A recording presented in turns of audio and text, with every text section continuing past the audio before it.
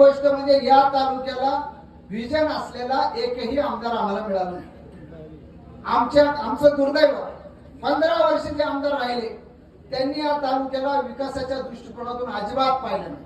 मग कधी कधी आम्ही बोललो की हे लोक म्हणतात दुसऱ्या तालुक्याशी तुलना करू नका, आमचं आहे ते आम्हाला सांगा, आमच्याकडे आम्ही काम करतो. आज मला सांगा, शेजारचा तालुका आहे, वळसे पाटील त्या ठिकाणी आमदार म्हणून काम करतात. बोरगिरीचा रस्ता आपण सगळे पायी जातो का नाही? भीमाशंकरला जातो का नाही पायी? आहे कुठं झाड? अजिबात नाही.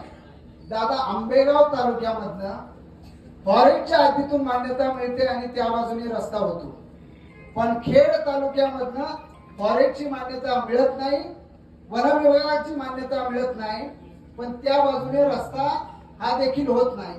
साधारणतः 7 किलोमीटरचा रस्ता आहे. सुरेश भाऊ गोरेंनी आणि आम्ही